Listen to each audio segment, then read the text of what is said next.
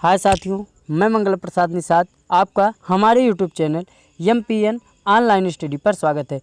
तो आज हम जिस टॉपिक पे बात करेंगे दोस्तों, सूक्ष्म मापी यंत्र के बारे में बात करेंगे। जी हाँ, सूक्ष्म मापी यंत्र क्या होता है उसी के बारे में हम चर्चा करेंगे। तो चलिए हम सूक्ष्म मापी यंत्र के बारे में जानने से पहले जानेंगे कि ये जो सिलेबस है साथियों ITI के किस किस ट्रेडों में चलता है। जी हाँ, आपका ये सिलेबस जो है fitter first year, electrician first year, carpenter first year, plumber first year, Turner first year और इलेक्ट्रॉनिक फर्स्ट ईयर के सिलेबस में यह चैप्टर है। जी हाँ, सभी ITI के लगभग सभी ट्रेडों में सूक्ष्म मापी यंत्र का जो है सिलेबस रहता है। जी हाँ, मोस्ट इम्पॉर्टेंट क्वेश्चन है। इसमें सबसे ज़्यादा जो क्वेश्चन पूछे जाते हैं वह सूक्ष्म मापी यंत्र में माइक्रोमीटर और वर्नियर कैलिपर से पूछे जाते हैं। तो चलिए वीडियो को हम शुरू करते हैं। पहला क्वेश्चन है आपका साथियों, मीट्रिक माइक्रोमीटर में एक थिम्बल स्केल भाग का एक मान निम्न होता है। जी हाँ, जो मीट्रिक माइक्रोमीटर होता है उसमें जो थिम्बल के स्केल का एक भाग का मान होता है वह कितना होता है। ऑप्शन है आपका 1 mm, ऑप्शन बी है आपका 0.4 mm, ऑप्शन सी है आपका 0.02 mm, ऑप्शन डी है आपका 0.01 mm। तो राइट आंसर कितना होता है साथियों? राइट आंसर है आपका डी। जो थिम्बल के स्केल का भाग होता है वह कितना होता है? 0.01 mm। जी हाँ, जो कि यह एक थिम्बल के स्केल का एक भाग होता है। तो चलिए अब अगले क्वेश्चन की तरफ चलते हैं, बात करते हैं। जितने भी क्वेश्चन हैं सभी मोस्ट इंपॉर्टेंट क्वेश्चन है, हर बार लगभग आपके ITI के एग्जाम में पूछे जाते हैं। तो अगला क्वेश्चन है साथियों, माइक्रोमीटर का सिद्धांत पर आधारित है। जी हाँ, जो माइक्रोमीटर का सिद्धांत होता है वह किस पर आधारित होता है? तो आपका ऑप्शन ए है गियर के अनुपात पर, ऑप्शन बी है रैक एंड पिनियन के सिद्धांत पर, ऑप्शन सी है आपका दो स्केलों के अंतर पर, ऑप्शन डी है आपका नट और बोल्ट पर। जी हाँ, जो माइक्रोमीटर होता है दोस्तों वह नट और बोल्ट के सिद्धांत पर काम करता है। जी हाँ, माइक्रोमीटर जो है आपके जिस प्रकार से नट और बोल्ट को हम प्रयोग में लाते हैं उसी प्रकार से माइक्रोमीटर का प्रयोग करते समय जो हम सिद्धांत प्रयोग करते हैं, जिस प्रकार से हम नट और बोल्ट को घुमाते हैं उसी प्रकार से हम माइक्रोमीटर को भी घुमाकर प्रयोग करते हैं। इसीलिए माइक्रोमीटर जो है नट और बोल्ट के सिद्धांत पर कार्य करता है। तो अगर आपको हमारी वीडियो अच्छी लगे तो आप अपने दोस्तों के पास ज़रूर शेयर करें और लास्ट तक वीडियो पर बने रहें। और आप कमेंट बॉक्स में ज़रूर बताएं आपको कितने क्वेश्चन के आंसर जो हैं पता थे। तो अगला क्वेश्चन है साथियों, मीट्रिक माइक्रोमीटर में निम्न रेंज में उपलब्ध होते हैं। जी हाँ, मीट्रिक माइक्रोमीटर में जो उपलब्ध होते हैं वह कितने रेंज में उपलब्ध होते हैं? ऑप्शन है आपका 25 mm, ऑप्शन बी है आपका 50 mm, ऑप्शन सी है आपका 75 mm, ऑप्शन डी है आपका 5 mm। तो साथियों मीट्रिक प्रणाली में जो माइक्रोमीटर उपलब्ध होते हैं वह 25 mm में उपलब्ध होते हैं। चलिए अगले क्वेश्चन में हम बात करते हैं। अगला क्वेश्चन है आपका, माइक्रोमीटर का फ्रेम निम्न में से किस धातु का बना होता है?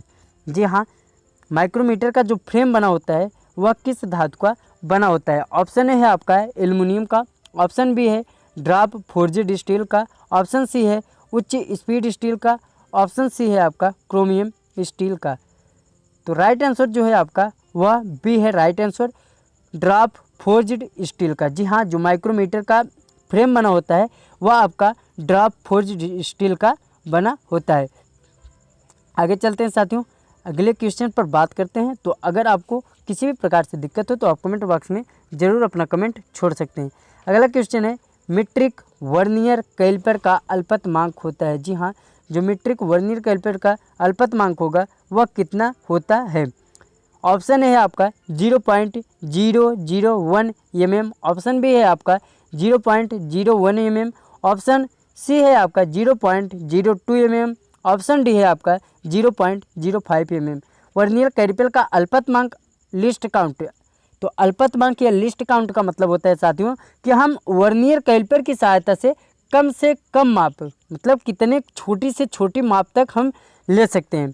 तो आपका जो राइट आंसर है साथियों वह है 0.02 mm। कई लोग गलत मार देते हैं, ऑप्शन आने पर भी गलत मार देते हैं, 0.001 mm मार देते हैं। तो साथियों 0.001 mm 0.01 mm जो होता है वह आपका माइक्रोमीटर का अल्पतमांक होता है, और वर्नियर कैलिपर का जो अल्पतमांक होता है वह 0.02 mm होता है। आपका सी राइट आंसर है। और जो स्टील रूल का अल्पतमांक होता है साथियों, स्टील रूल का अल्पतमांक जो होता है वह 0.5 mm होता है।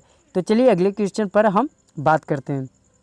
अगला क्वेश्चन है साथियों, ब्रिटिश प्रणाली में वर्नियर कैलिपर का अल्पतमांक लीस्ट काउंट होता है। जी हाँ, ब्रिटिश प्रणाली में जो कैलिपर का अल्पतमांक होता है वह कितना होता है? ऑप्शन ए है आपका 0.01 इंच, ऑप्शन बी है आपका 0.05 इंच, ऑप्शन सी है आपका 0.02 इंच, ऑप्शन डी है आपका 0.001 इंच। तो ब्रिटिश प्रणाली में वर्नियर कैलिपर का जो अल्पतमांक होता है साथियों, आपका डी राइट आंसर है, 0.001 इंच होता है। जी हाँ, हम आपको एक बात और बता दें, वर्नियर कैलिपर का अल्पतमांक और माइक्रोमीटर का अल्पतमांक जो होता है ब्रिटिश प्रणाली में एक ही होता है, 0.001 इंच। जी हाँ, माइक्रोमीटर का अल्पतमांक और वर्नियर कैलिपर का अल्पतमांक जो ब्रिटिश प्रणाली में होता है साथियों एक ही होता है, 0.001 इंच, और ब्रिटिश प्रणाली में जो होता है दोनों का मान अलग अलग होता है। तो चलिए अगले क्वेश्चन पर हम बात करते हैं। 7वां क्वेश्चन, वर्नियर बेवल प्रोटेक्टर का अल्पतमांक कितना होता है? जी हाँ, जो वर्नियर बेवल प्रोटेक्टर का लिस्ट काउंट होता है वह कितना होता है? ऑप्शन है आपका 1 मिनट, ऑप्शन बी है आपका 2 मिनट, ऑप्शन सी है आपका 5 मिनट, और ऑप्शन डी है आपका 7 मिनट होता है। तो वर्नियर बेवल जो प्रोटेक्टर होता है साथियों, इसको हम बता दें आपका, इसका प्रयोग जो है हम कोण को मापने के लिए करते हैं।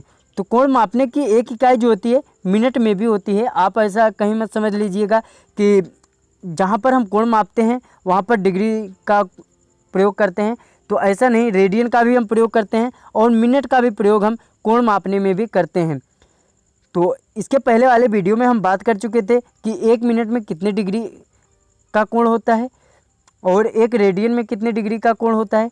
तो इसके पहले वाले वीडियो में हम बात कर चुके थे।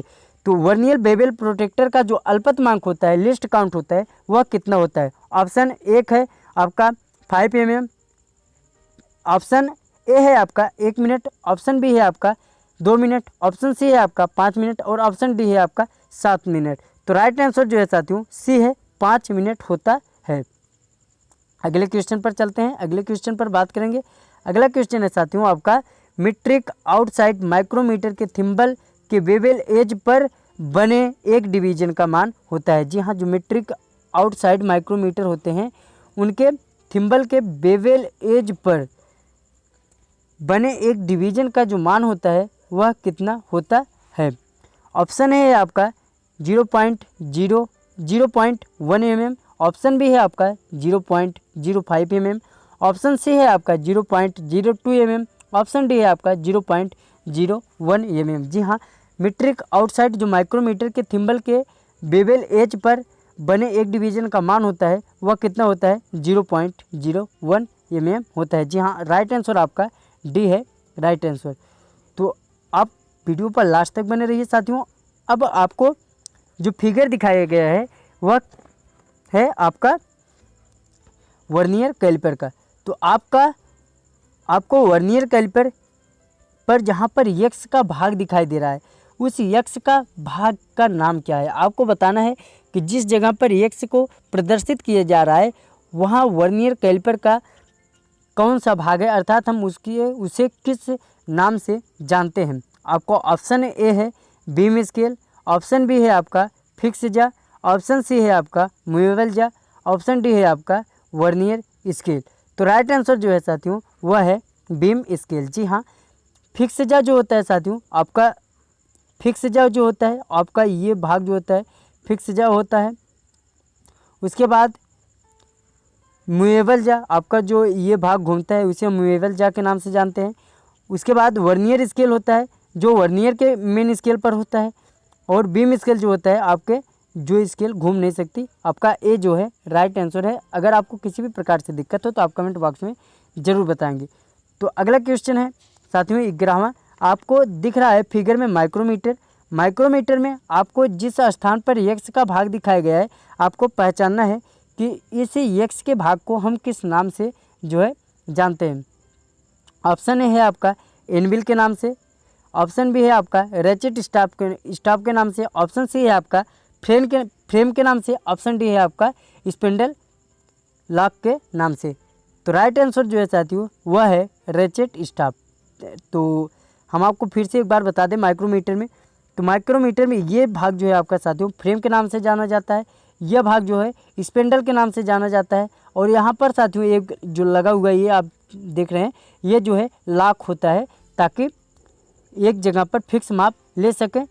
और ये आपका एनविल होता है, और आपका जो यहाँ पर आपको यक्स भाग दिखाई दे रहा है साथियों, यहाँ पर वह रेचेट स्टाफ होता है। जब जो है जॉब को हम यहाँ पर फिक्स करते हैं, तो जब जॉब परफेक्ट आ जाता है तो रेचेट स्टाफ जो होता है उसी पर रुक जाता है, अर्थात एनविल को आगे पीछे उस समय नहीं आने देता। तो चलिए हम अगले क्वेश्चन पर बात करते हैं।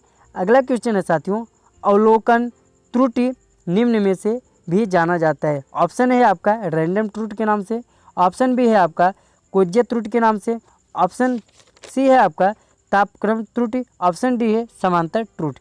तो राइट आंसर जो है साथियों आपका ए है रैंडम त्रुटि के नाम से अवलोकन त्रुटि को हम जानते हैं। तो साथियों कैसी लगी आपको हमारी वीडियो आप कमेंट बॉक्स में बताएं। अगर किसी भी प्रकार से आपको दिक्कत हो तो आप हमारे वीडियो के कमेंट बॉक्स में अपना क्वेश्चन जरूर छोड़ेंगे। तो ये जो टॉपिक थी साथियों, वह टॉपिक जो है सभी प्रकार के ट्रेडों में है। आईटीआई के कोई भी ट्रेड हो, कारपेंटर हो, इलेक्ट्रीशियन, फिटर, इलेक्ट्रॉनिक, उसके बाद प्लम्बर, किसी भी ट्रेड हो, सभी ट्रेडों के लिए यह क्वेश्चन जो है, यह टॉपिक जो है, सिलेबस जो है सभी ट्रेडों के लिए अनिवार्य है। तो फिर मिलते हैं साथियों अगली वीडियो में, तब तक के लिए धन्यवाद।